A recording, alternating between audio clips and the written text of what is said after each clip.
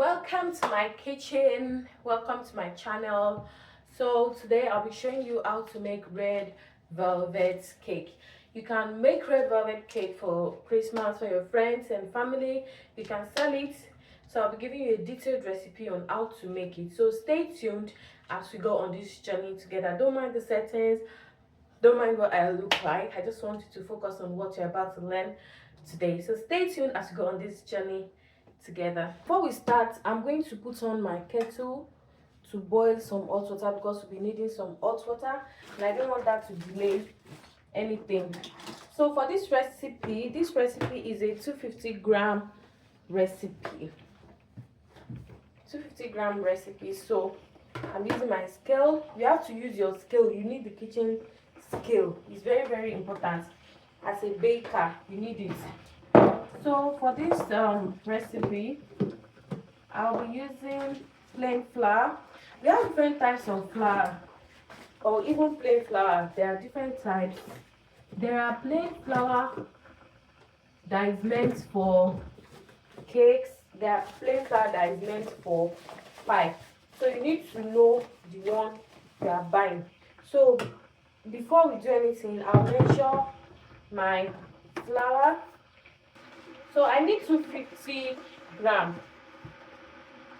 So this cup is measuring 71.7. So if you add 250 to it, that will be 250. That will be 250, 260, 270, 280, 290, 300, 310, 321.7. So that's what I need. Another way you can do it is to level the cup.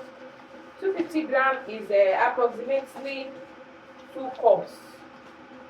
It's approximately 2 cups of flour. But I'll use the scale. So we need 300 and what's it called? It's not 320. So this is more. So I leave it. This is our 320 grams. So one thing about cakes is that you have to sieve your flour. You have to sieve it.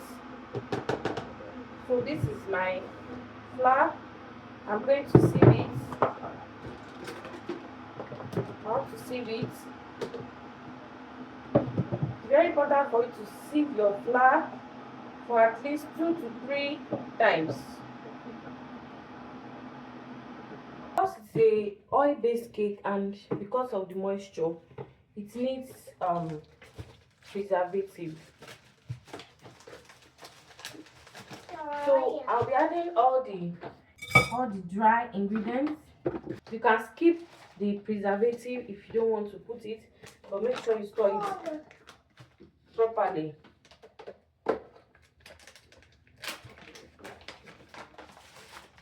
So I'll be using half teaspoon of preservative.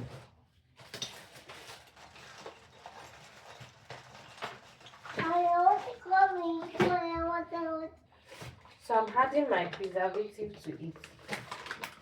Half teaspoon of my powder preservative. So I've added it. So you can get this preservative from the store, online, from any cake store. You can get it there. So we'll be using baking powder. We're using 1.5 teaspoon of baking powder. So this is my baking powder. I'm measuring 1 teaspoon, and then we need 1.5 teaspoon for this recipe. So we'll be using baking soda as well, the same thing.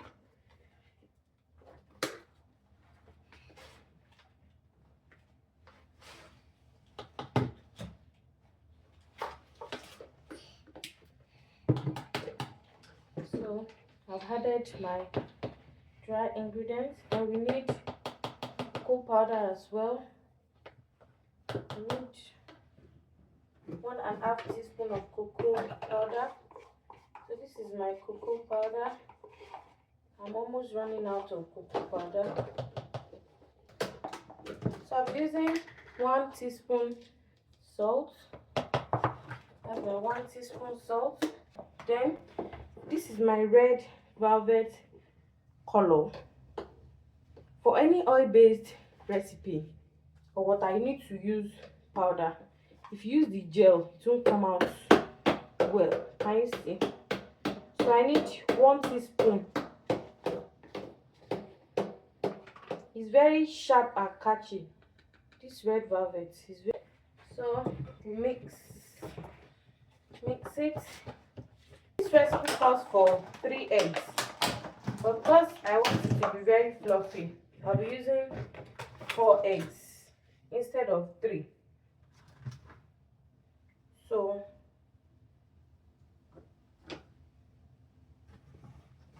I'll be breaking the egg. It's good to break your egg first in case the egg has issues. You'll be able to take out any bad one before you pour it in your batter. So you break your egg first. Can you see the red color? You can use glove if you want, but my hands are clean. These eggs are very small. You need to use large egg. Because the eggs are small, I'll be using 5 instead of 3. But normally, if you have very big eggs, if you are using eggs that are big, 3 is enough. But because this egg is not big, I'll be using 5. 200 grams of sugar. This is my sugar. So this is 24.2. The cup is measuring 24.2, and I need 200. So that'll be 224. 224.2. So this is enough for me. So first thing first, I'll be pouring my egg.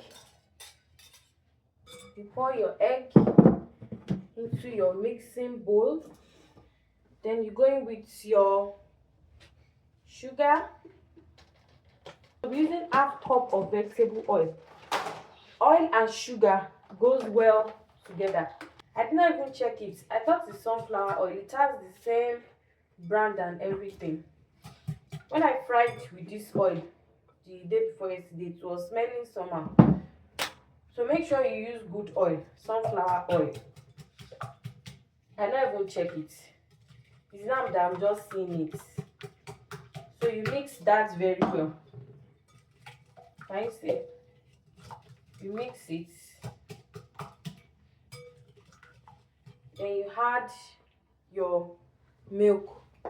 We'll be using milk. Make sure you use evaporated milk. Confirm milk. Don't use powdered milk. 200 ml. That's like 1 cup. So I'll be adding more. You can use 1 cup. I use 1 cup to make it very rich. So we have our flavor. This is my vanilla flavor. I mixed different types of vanilla flavor to give me this nice vanilla. So we're using half tablespoon of the vanilla. Then I'll be adding a drop of my milk flavor, my fresh milk flavor. It's very good. So just a drop goes a long way to come out nice. At this point, we are through with adding all of our wet ingredients. So now we'll be mixing it. We'll be mixing our wet ingredients with the dry ingredients. So we need vinegar in it. Half tablespoon of vinegar. Then mix. So after that,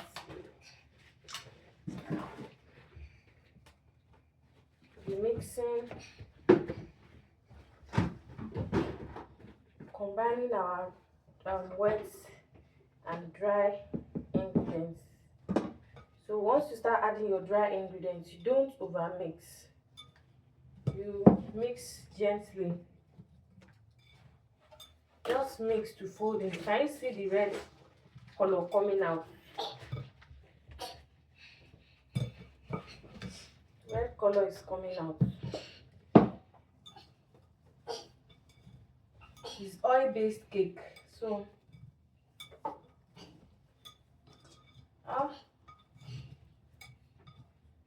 it's looking like pink.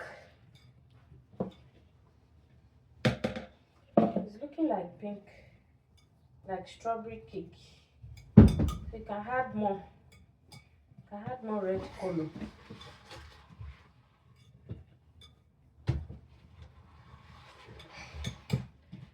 Can you see?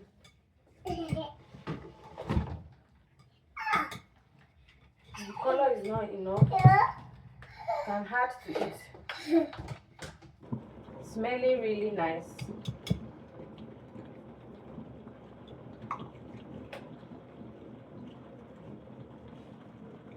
So at this point, I'll measure 1 cup of hot boiling water. I need to use very hot boiling water. Then you pour it and mix.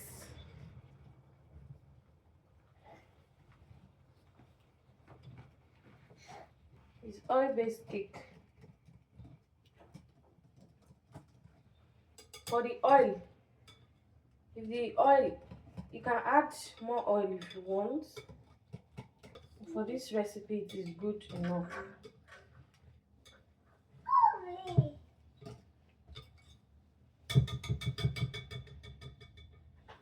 So there we have it.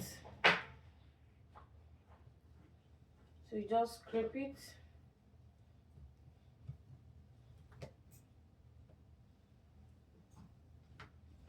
And then you pour into your pan. You have to line your pan before you start mixing. Any oil-based cake, you need to line your pan. If you don't line it, it won't come out well. So you just pour your batter. 7. I think it will take everything. It will take it. So one thing is, when you want to, for your cake, don't overfill your pan. Don't overfill your pan, so that the cake will have room to rise. So that's it. So now we just bake it. We bake at 180 degree for 40 to 45 minutes. Don't open.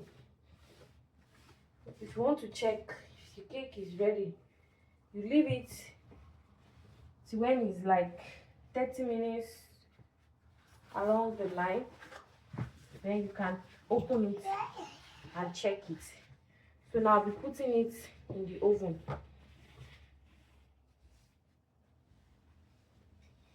I'm putting it in the oven. So just put in the dough like this.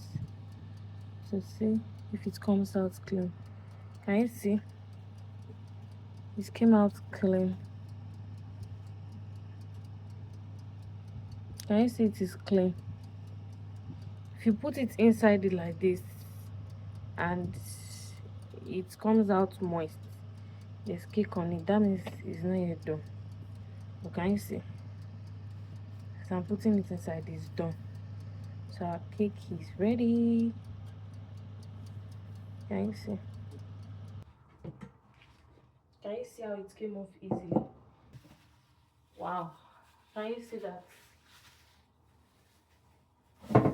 How fluffy and moist it is. The moisture, if you're not eating it now, or if you're not decorating it now, so you have to wrap it with a cling film and leave it to cool down. So when it cools down, just store it in your fridge. If you're eating it the next day, you can keep it in the fridge. If you're not eating it the next day, maybe you're using it in like 1 week, it's better to leave it in the freezer. So can you see? Wow, so yummy and fluffy. Very good. I see. No stain. That's why you should add vinegar. If you don't add vinegar to it, it will not balance. The cocoa and the vinegar will balance everything. I see. Very nice. You need to try this. Hmm. It's actually very good.